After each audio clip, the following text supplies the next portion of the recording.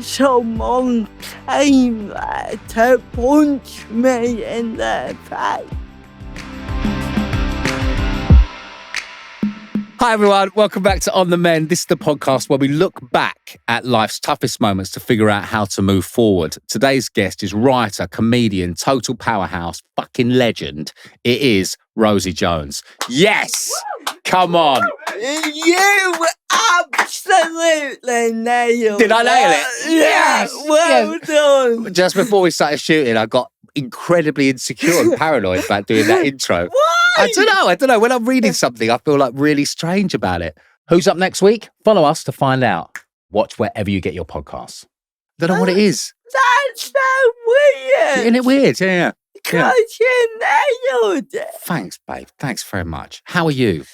I'm really good. Yeah. We're doing this in the morning. I feel like I've had my coffee. I've had a lovely time meeting your amazing group. They're all right. Hey? Yeah. Come on, guys. Yeah. Come on. Hey?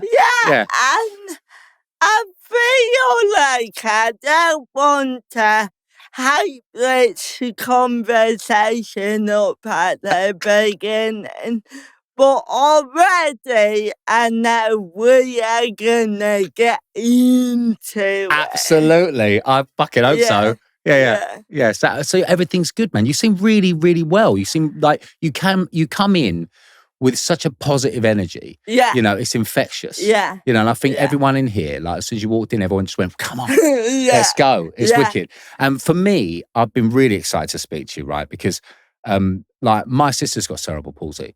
I didn't know Did that. you not know that? Oh, right, yeah. My God, Matt, Yeah. I love you. Oh, man. Well, yeah, I mean, I grew up with it in my house and it was kind of like part of my...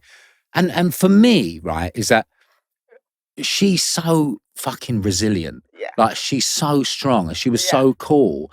And for me, as like a big brother, I became this like annoying, protective kind of like, almost kind of like, I mean, I can look back at it now. I was trying to do something good, but like I walked around and people would stare at her. Yeah. Right. And it would piss me off. Yeah. Right. And like little kids would kind of go, why is she in a wheelchair? You know, what's that? You know, and I'd want to go, oi, you know, and sometimes I would, you know, and it would embarrass her, you know, and she just want to kind of be, you know, kind of like just get on with it. Yeah. And I would be that annoying dickhead brother who was just kind of like trying to do the right thing, but in the wrong way. Yeah. You know.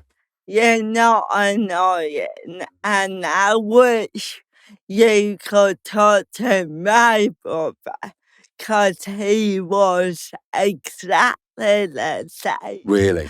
And I think, of course, having a disability is hard, but for me and your sister, we've never known any different. Yeah. So, in a way, it's often not harder, but different if you're a sibling or a parent or a friend, because you know how amazing your sister is. You love her so much, and you get frustrated when people don't give her the love and respect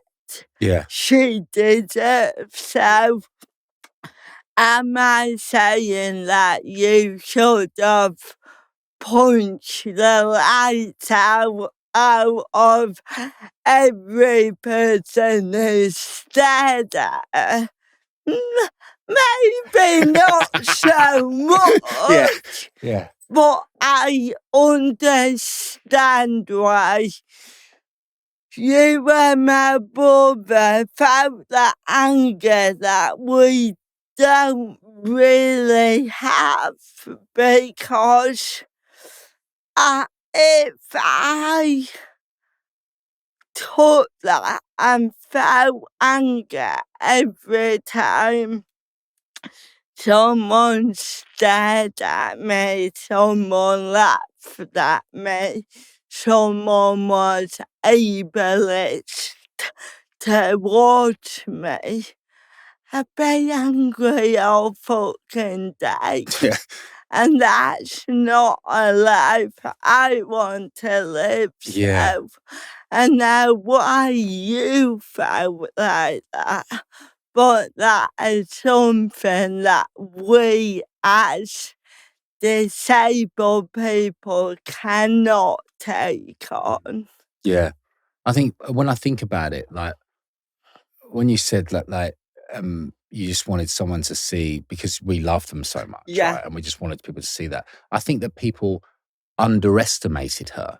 Yeah. You know, they just didn't see what I saw. Yeah. You know, and like, Yeah. did you find that people like naturally underestimated you? Oh, all day, every Yeah. day.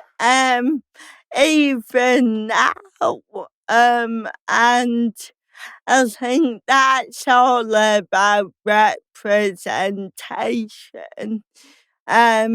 For me growing up, if I saw a disabled person on the telly, they would always be the victim, the vulnerable person, the asexual person, Yeah. the one alone, and that was not the life I was living and the life I wanted as an adult. So as a disabled person, that is very isolating and lonely.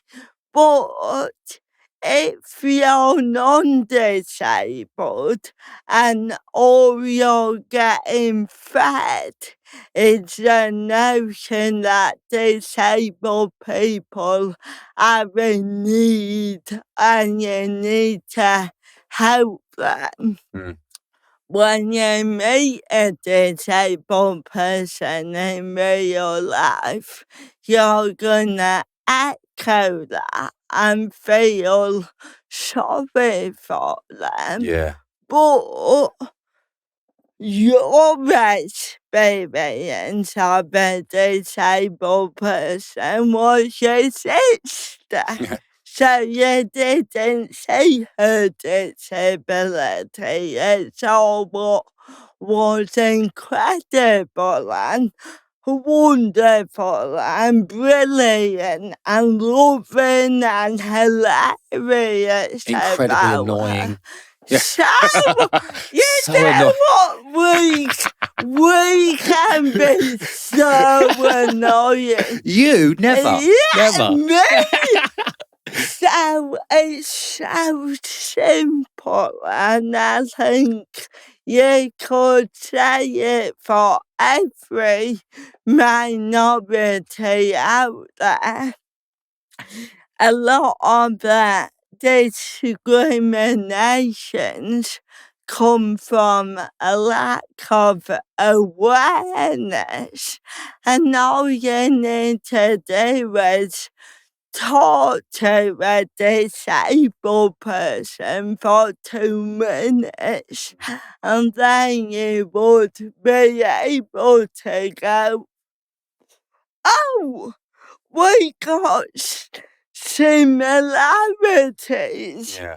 I mean, when you think about it, right, like, especially with cerebral palsy, like, I think there's a real stigma about that, you know, and like, what do you think is the thing that people get most wrong about cerebral palsy?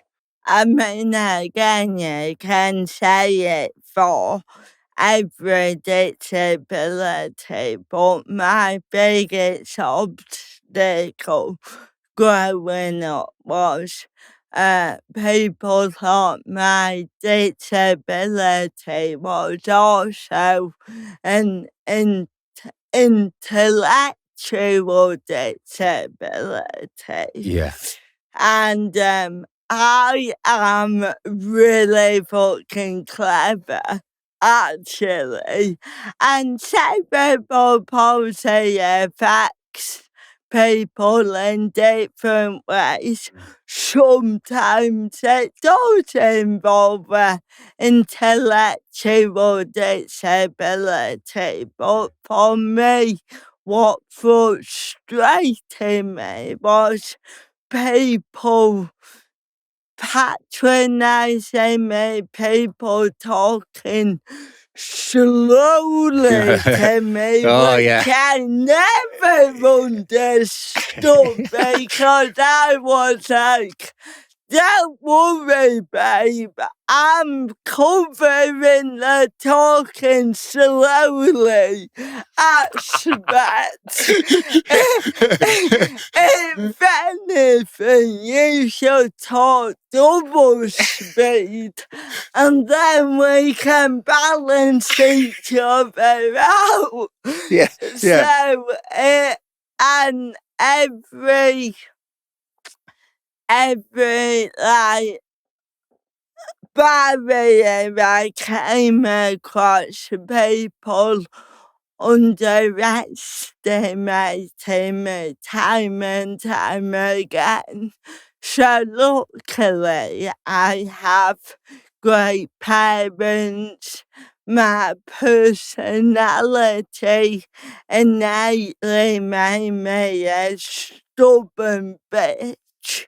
So every time someone said, you can't do that, you can't try that, you can't go there, I will go, fuck you, I am, and I'm gonna prove you wrong. So I think the biggest misconception is the constant underestimation of what we can do and what we can achieve. Yeah. I mean, it sounds like you, from early on, you kind of said, I'm not going to try and kind of fit in. No. You know, I'm going to fucking Yeah. show them. You know, was that an early thing? Yeah, I don't regret anything, but I'm currently in therapy, of course, and I think everyone, if they got the money or the opportunity to seek out therapy, they should. But it's interesting for me going back over my childhood and thinking what parts were me and my personality and what parts were simply me in survival mode. Yeah. So, a great example is for years I would pride myself on telling the story that as a 4-year-old on my first day of school, I stood in front of the class and said, hello, I'm Rosie, I'm disabled. I got a disability called cerebral palsy. But don't worry, I'm just like you. Have you got any questions? And they asked me questions. And then for the rest of primary school, I never got bullied because I always had my class of 30 kids that were like, that's Rosie, she's one of us. And I did that because I was confident even as a 4-year-old of what I wanted, what I needed to do. Yeah. However, in therapy now as a 35-year-old, I really took apart that event, and I thought, I was fucking 4 years old. Why was it up to me to make everyone else, including the adult teachers, comfortable with me? Yeah. Who was there going, "That's a big for you"? No one. Apart from my parents, who were brilliant, but I feel like I've spent my entire life making people feel comfortable around me. Yeah. Whereas as a very angry, aware 35-year-old, I kinda want to go, "Fuck you, educate yourself." Know that when I enter a room, I don't need to make excuses. I don't need to say, "I got cerebral palsy, but it doesn't affect my intelligence." Yeah. You should be clever enough to know that already. Yeah. So I'm not changing who I fundamentally am, because I think I would always be that positive attention seeker who makes a joke as soon as she enters a room. But I am no longer explaining myself, apologizing for myself, because I think it's up to non-disabled people to go away to read a book to find out about disability, because it's not up to me to educate everyone. Yeah.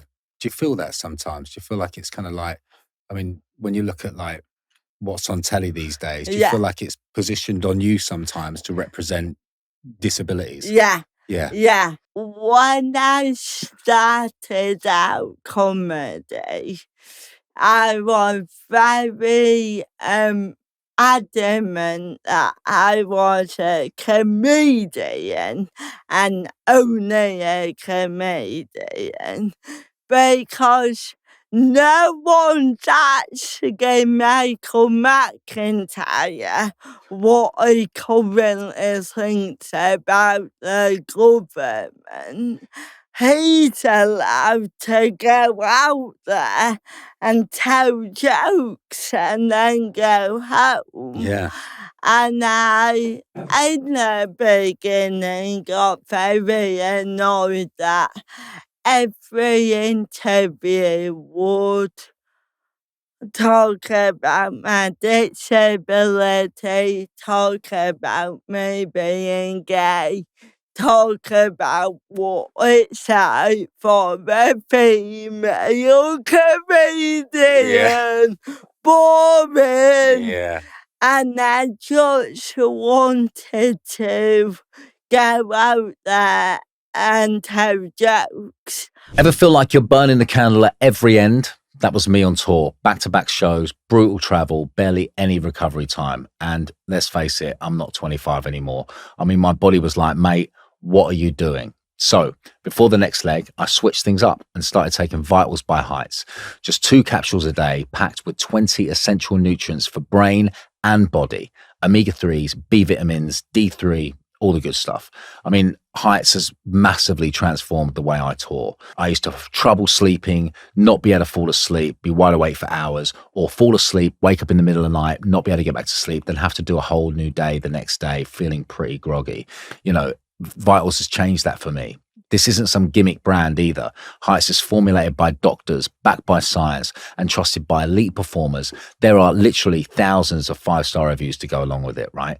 If you want to simplify your routine and feel your best, head to heights.com/OTM and use the code OTM20 for 20% of your first subscription. Trust me, you'll feel the difference. You know that feeling when you wake up and it's like you've slept, but you're still knackered?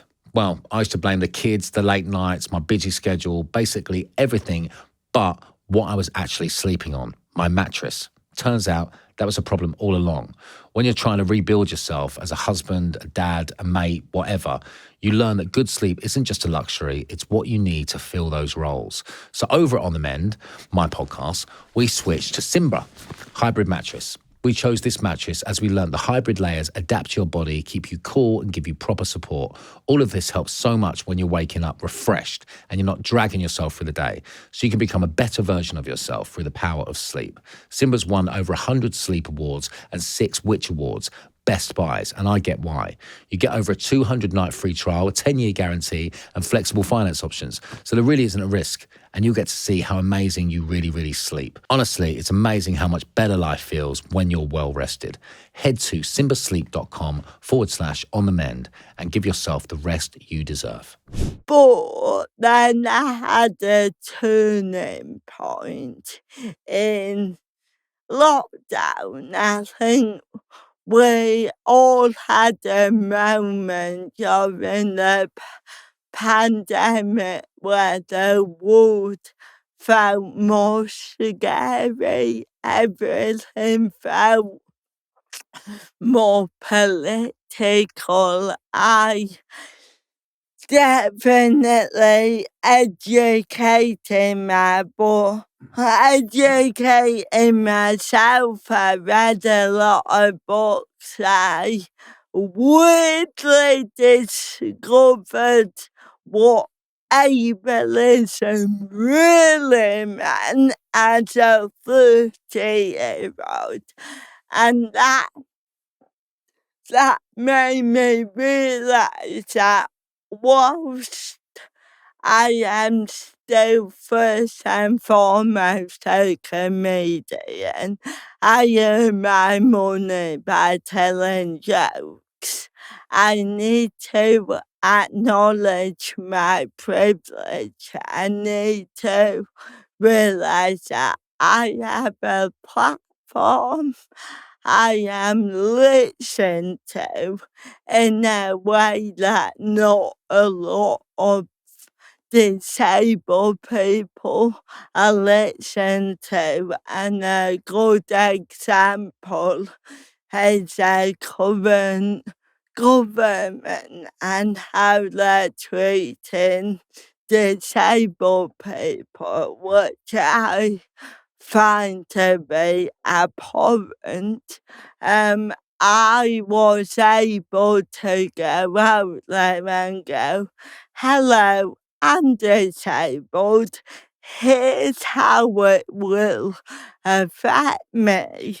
Here's how it will affect millions of people in our country. So, yeah, it's that constant balance of always wanting to do my comedy, always wanting my creativity to be first and foremost, but then recognizing that through my creativity.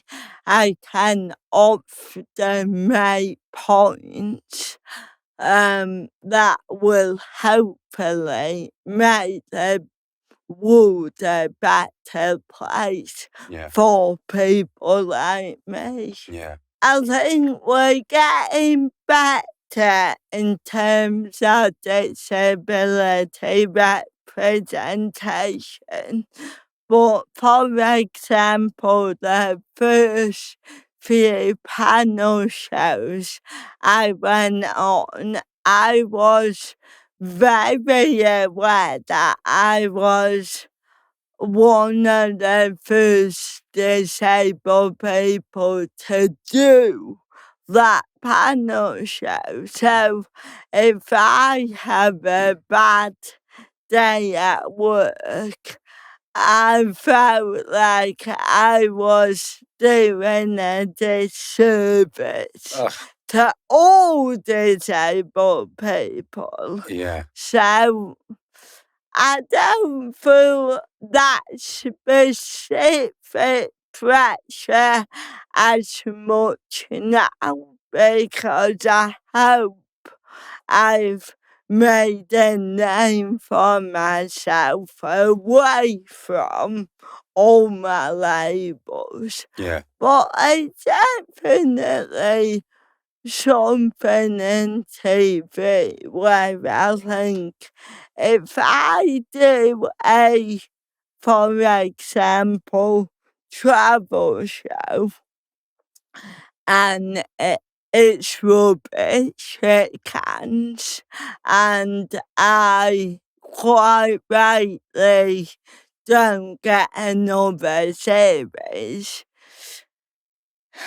the channel won't see that as, oh, we won't have a Rosie travel show anymore. I think they'd be still reluctant to have a disabled-led travel show because they tried that and it doesn't work. Right. Whereas back to Michael McIntyre. Sorry, Michael, for picking on you. If he had a TV show that didn't work, no one at the channel is going, right, we won't give another white, straight, non-disabled man a try. Yeah. Because I don't think of him in that box. Yeah. So that pressure to succeed and represent is a scary one because unfortunately channels are still switched on to ticking boxes. Yeah. Yeah, absolutely. It must be just mind-boggling. Yeah. You know. But Yeah. luckily, I'm incredibly talented. So far you haven't had a shit show. No. Great, exactly. So keep getting employed. Boss, love it. You know, I want this is a perfect segue. I want to go back to when you started out, right? Yeah. Because you know, when you think about it, right, I think you said comedy is your armor. Yeah. Right? Yeah. Like, how did that first kind of like present itself? Like, so you've always been fucking funny, I can imagine, right? And so when did you think, right, I'm going to go and do stand-up? It was a slow one, actually. As I said, I've always used comedy as my armor to break down barriers. Like I said, when I was younger, people felt awkward around me, and I always use comedy to break that tension. So I became a TV researcher, and I ended up working on panel shows like 8 out of 10 cats, would I lie to you the last leg? And through that, I ended up writing jokes for the comedians Right. that some people feel disappointed about when they hear it. They go, oh, don't they write their own jokes?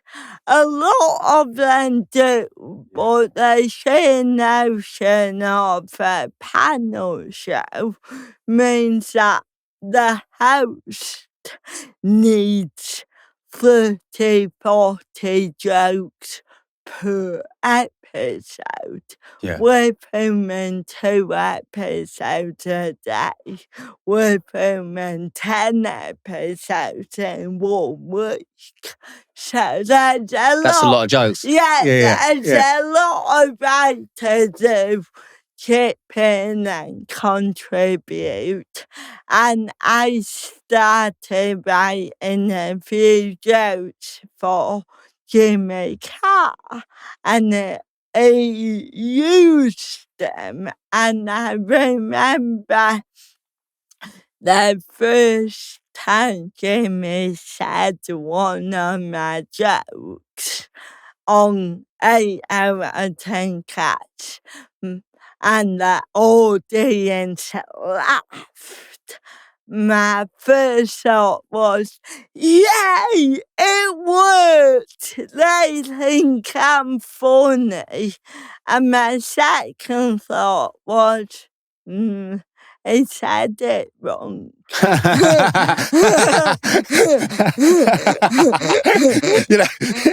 Because you were saying that, I was like, did it in some ways? That's fucking funny. Did it in some ways feel a bit sad that you were giving your voice to someone else for them to laugh at? Yeah. Do you know what I mean? Yeah. Was there something in you like? Yeah. Was that the draw? Was that like That's it. Yeah. Yeah. Like, I can do that joke better. Yeah. Yeah. And there's a lot of brilliant TV writers out there who just find the joy of writing a joke and passing it on. Yeah. But for me, always an attention seeker, I needed them to know that I had written it. And I think what helped me was my background in writing. Because what held me back for so long was the speed of my voice. I thought, I can't be a stand-up because they need the control. They need to be the most powerful person in that room. How can I hold the power if all of the audience know the punchline of my joke before I get to it? Yeah. But in my writing brain, I thought, no, I can keep the power if I write jokes in a way that no one will get the ending until I get there. Yeah. So, for example, my first ever joke was, hello, I'm Rosie, and as you can tell from my voice, I suffer from being northern.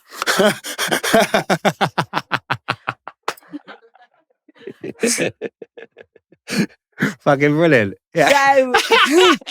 So, I mean, can I just say that's such a like most people writing jokes don't have to worry about that. No. You don't have to think about that extra aspect. So like you're writing a joke, but also you're thinking about something else as well. Like it's like there's so many parts to that joke. Yeah. Do you know what I mean?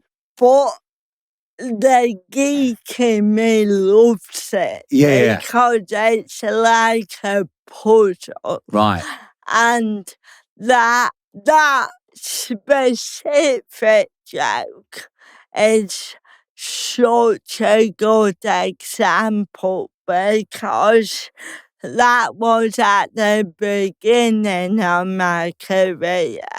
When no one would know me, I would wobble out on stage and everyone thought I was about to talk about my disability. Yeah. And then I would start the jokes. But when I would say nothing, you would feel the entire room relief and go, oh, she's funny. Oh, thank God we don't need to worry. Yeah. Oh, this will be okay now. Yeah. Did you, I mean, was that in your head, you know, when you're walking out on stage, were you like, are people gonna worry if they can laugh? Yeah. Do you know what I mean? Yeah. Like, was that in your head at all? Yeah. Because I was watching, like, it's a bit of a shit example, but don't know if I can say this, but I'm gonna. I was watching Love on the Spectrum with my kids. Yeah. Right. And this is the most beautiful fucking show on earth. Like, I love it. I'm obsessed with it. Right. And after 2 episodes, right, we're 2 episodes in, I had to pause it and I had to go, guys, we're allowed to laugh at this. Yeah. You know, I just had to let you know, because my kids were like, you know, and I was like, they're fucking funny. Yeah. You know, and that's okay. Yeah. You know, we're okay to laugh at that. And as soon as we went, okay, you know, because it's genuinely funny, we kind of all relaxed and it was like the most heartwarming, beautiful fucking show on earth. Yeah. You know, like, did you find, so that's what that first joke did. That's it made people go, okay, we can laugh. Great. Yeah. And I think that's a good example as well, because people say, oh, you can't laugh at anything anymore. You can. You just really need to analyse the context. Yeah. And who's in control. So, for example, I write my own jokes. I go out there. I'm in control. If I'm saying a joke, you can fucking laugh at it. You know what I mean? Yeah. Whereas a lot of people go, oh, I'm not sure. Think about the control. Yeah. The other side, I would say, a non-disabled man making a joke at the expense of disabled people is not okay. Yeah. Because disabled people are the subject of that joke. They are not the ones in control. Yeah. Why has that comedian made that joke? It's to assert their power. Yeah. Punching down, right? Yeah, in a way that is not okay. So, a lot of people feel awkward around disability, but you just need to go, who's saying it? Why are they saying it? And who has the power? Yeah. And if the power is with the disabled person, Let's be sure you can fucking laugh. Yeah. Yeah. Right. So if you had 10 seconds, right, Yeah. to speak to every able-bodied person. I mean, Right. I'd say nothing in 10 seconds. I'll rephrase the question. if you had 10 minutes, let's go for 50 seconds. Yeah, okay. Hi guys, just want to take a second to thank today's sponsor of On The Mend. They are London Nootropics. Now, I'll be honest with you, the first time I came across them, I was scrolling on my phone, I know, and I got served an ad talking about how London Nootropics make incredible adaptogenic coffee blends infused with adaptogens, which I've now learned, first of all, how to say that bloody word, and secondly, they are natural plant and mushroom extracts that help your body adapt to stress, boost focus and keep your energy steady. Their whole purpose is to make the very best adaptogen extracts simple and accessible so you can add them to your day without even thinking about it. They use premium, clinically studied extracts so you actually feel the difference. Each blend is designed for a specific need in your day, blended into coffee that actually tastes bloody amazing. Honestly, it's the best coffee I've tried, right? It's so easy. Just pour it in, mix it up, you get a great tasting coffee. My favourite is the Flow Blend. It helps me get into the podcast headspace. Head to londonnootropics.com to find out more. Hello! Don't get out. Yeah, go on.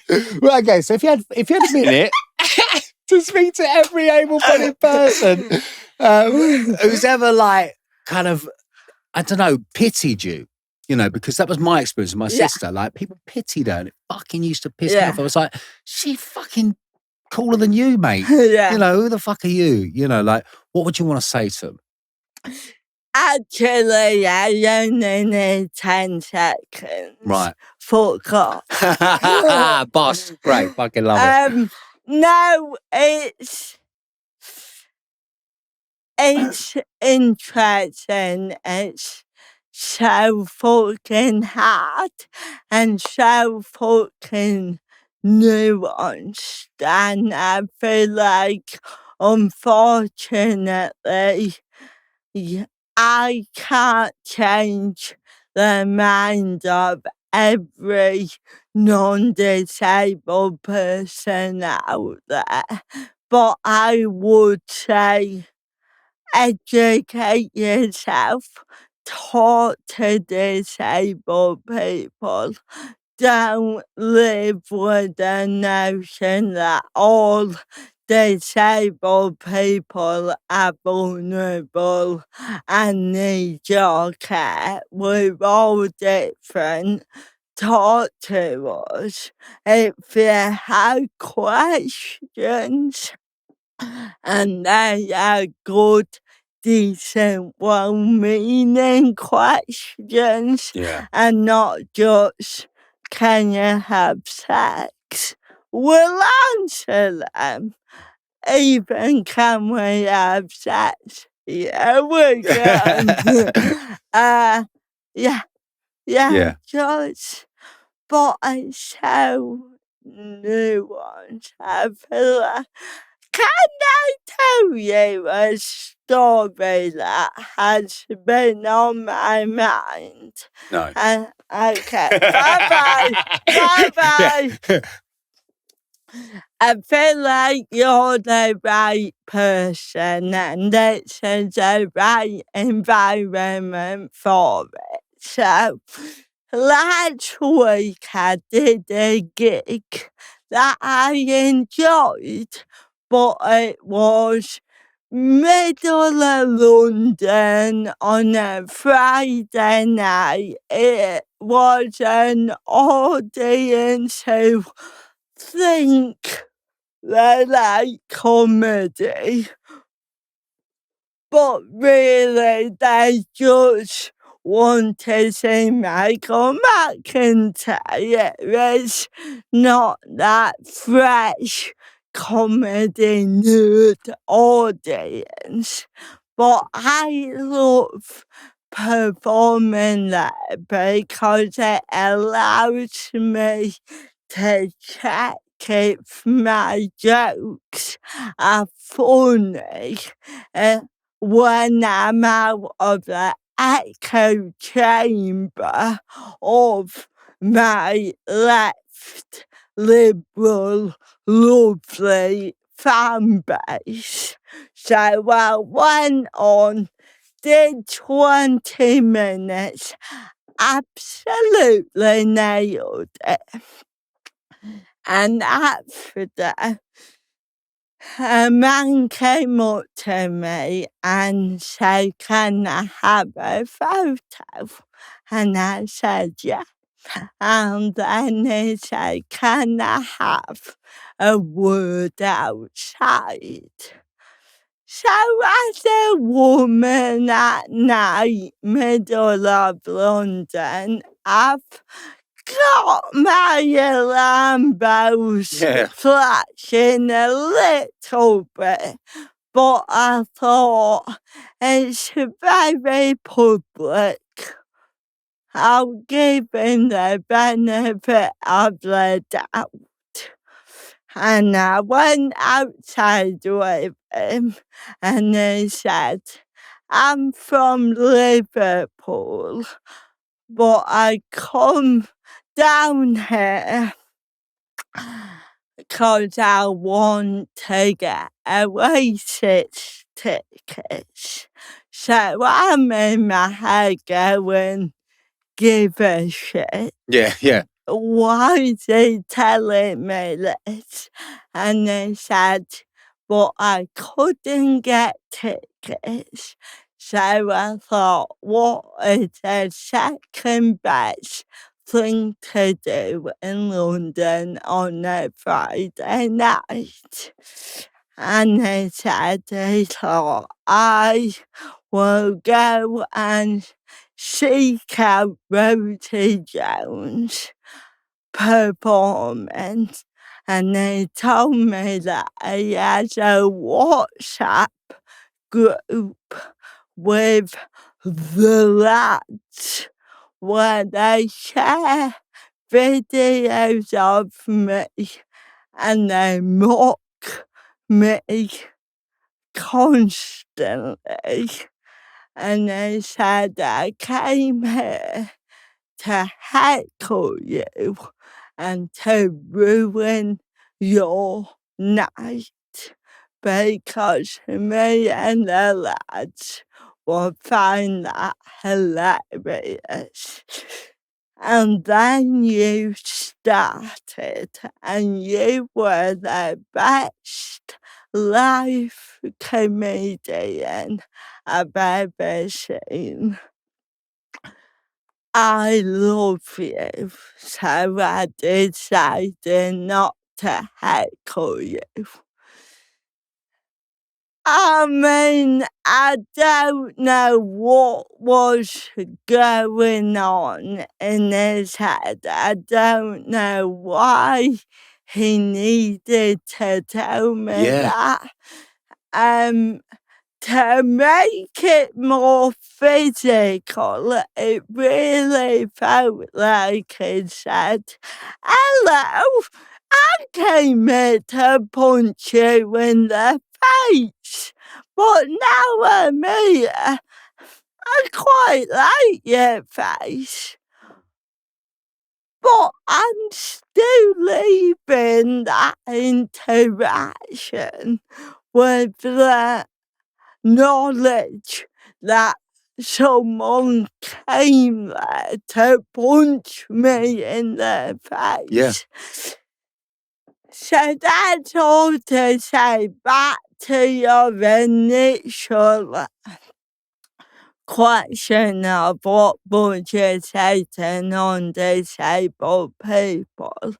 I immediately thought of that WhatsApp group full of non-disabled men who think it's funny to mock a disabled woman doing her job.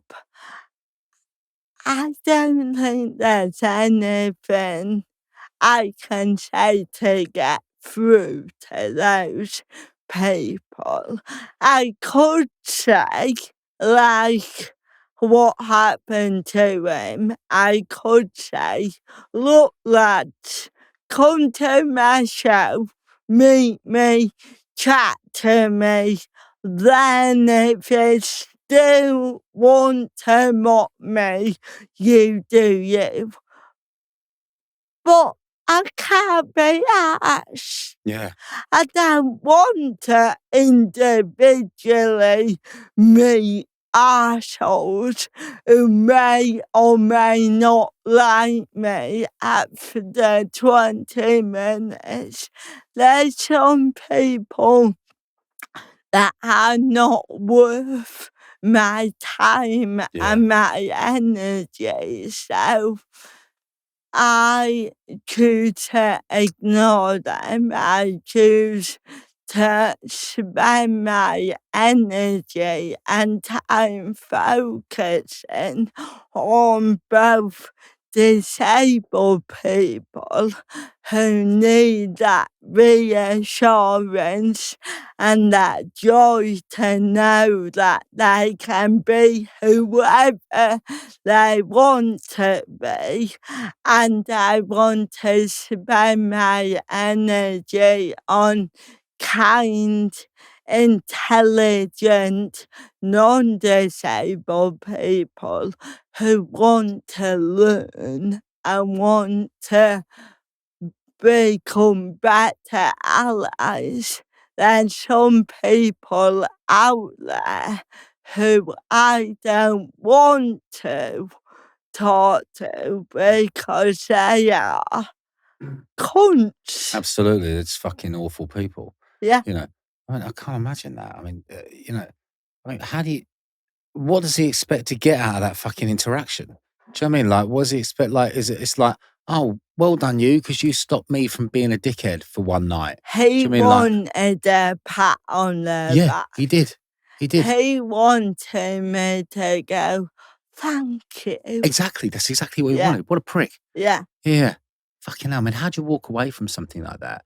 Like, I mean, what was that like to walk away from? You know what I do regret? I said to him, thank you for being honest. I said, not a lot of people would be honest with me, so thank you. Yeah.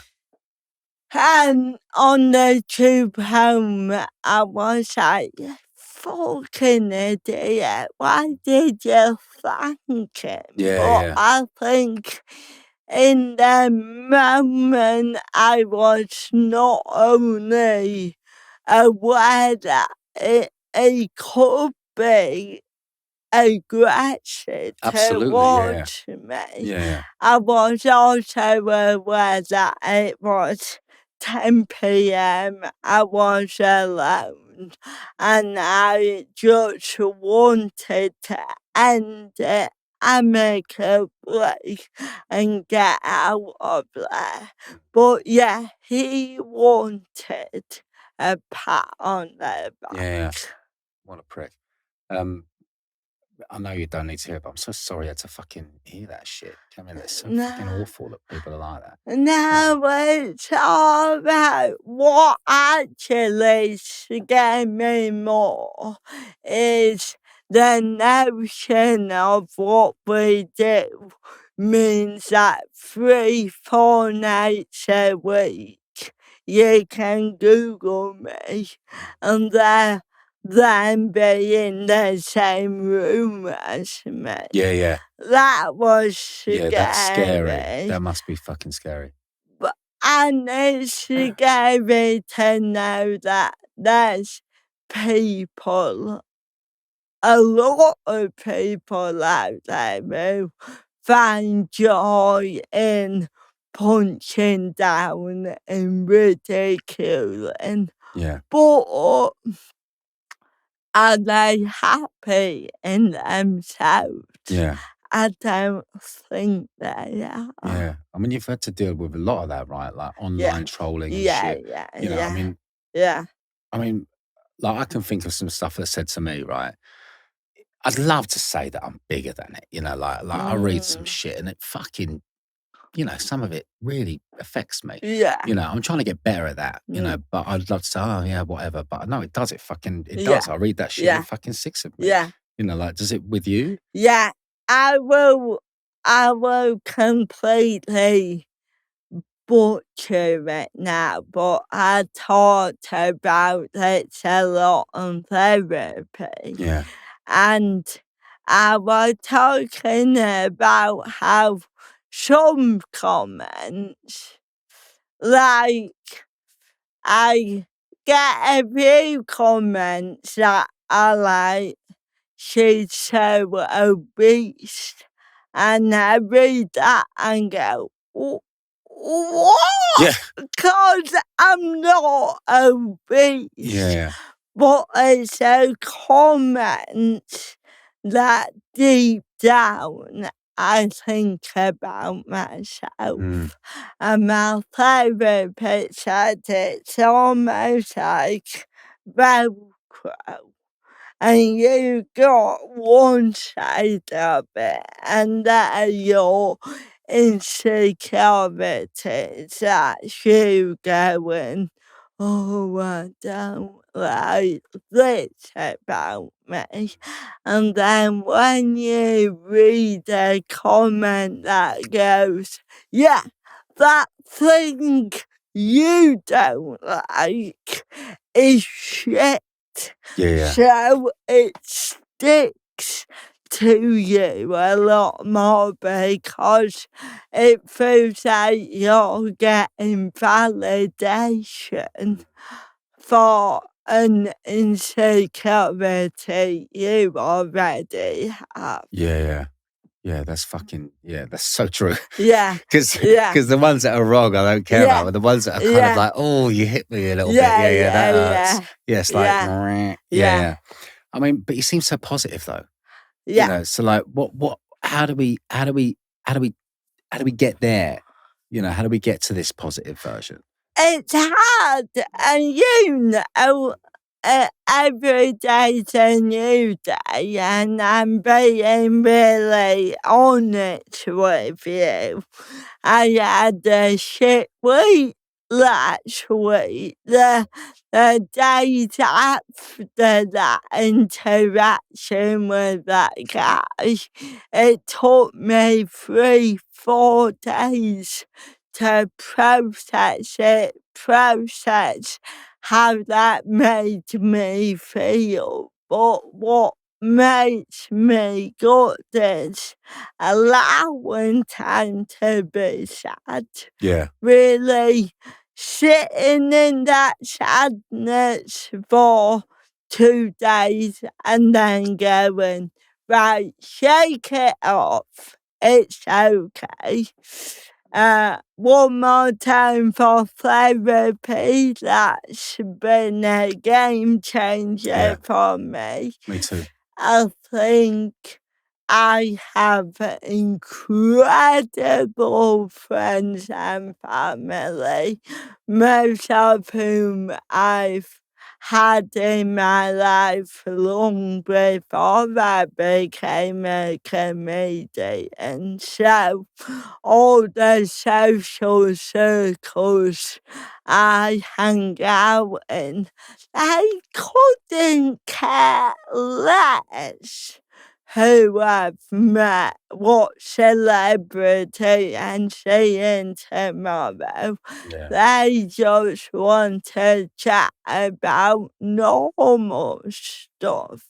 I think that keeps me grounded and healthy. But yeah, I think I spend a lot of time going, I'm happy all day, every day. And the irony is what's made me happier again. Sometimes I'm fucking angry. Sometimes I'm tired. Sometimes I'm sad. That honesty and that allowing myself to feel all the emotions has allowed me to feel happier day to day. Yeah. So, I mean, a lot of people that listen to this show feel like they're different in some way. You know, they feel like they're, you know, and I've had it in moments of my life. I can feel less than. You know, I can feel like, oh, so I'm not like that. I'm not this. You know, what would you say to someone out there who's kind of feeling like they're too different? Well, that is not a notion you should ever feel. I would start to worry if you feel the same as everyone else, Yeah. 'cause the same is boring. I'd say the first thing is stop comparing yourself. Stop going, oh, they got a better job than me, or they're happier in their relationship. Because you don't know. You're only seeing them at the pub once a month or what they post Yeah. on social media. You don't actually know what's happening with them. Yeah. And just to say it's okay not to feel happy, just sit in your emotions, work out why you're feeling sad, angry, down, and then go, right, what small things can I do to make this day a little bit better? For me, it might be a phone call with my friend. It might be a walk round the park. It might be me playing Candy Crush Yeah. for an hour and listening to an audio book. But a little thing that will make your day a little bit better. Yeah. Mate, thanks so much. That's so important, you know, for me. Sometimes I'm like, right, what can I, because I've had a history of trying to change the way I feel with things that fucking destroy me, you know, so trying to find those ways that I can change the way I feel slightly, Yeah, or kind of, or first of all, understand why I'm feeling the way I feel, yeah, you know, and then go, right, is there anything I can do right now yeah, that can get me out of this funk yeah, that I'm in, you know, yeah, and whatever that is, yeah. you know, and yeah, I think that's so right. Uh, You know, uh, in this show, I'm a bit boring about gratitude lists. It's something which I've done for a while, and it makes me feel so good about the day ahead, right? So I start every day with a gratitude list, and I yeah, list 3 things that I'm grateful for. yeah. And I'm going to ask you for 3 things that you're grateful for today. Oh. You put me on the spot. I They should can be said anything. I'm in such a great mood and grateful for it all. Feeling and grateful for all my friends having babies. So I'm 35 right now. All my friends are starting families. So straight after this, I'm going to see my friend Caroline and seeing Sylvie, who's 6 months old, the best cheeks in the world. Sometimes I just feel I need to cuddle a baby, Yeah, yeah. and all is good with the world. Recently, my mum and dad, I have a 2-bedroom flat in London, and as soon as I bought my flat, my mum and dad were like, great, free accommodation.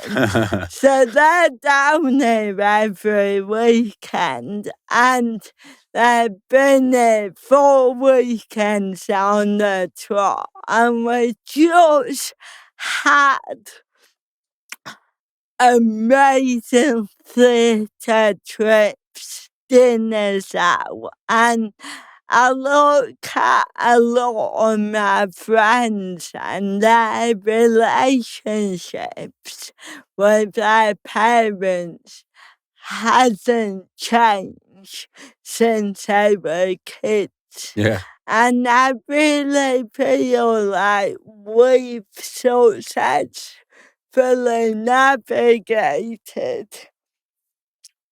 our dynamic on now being 3 adults, Yeah. 3 equals, and I would really consider them to be my friends now. And I'm also, big one, I'm grateful that as we talked about, I work all day, every day. I never take holidays.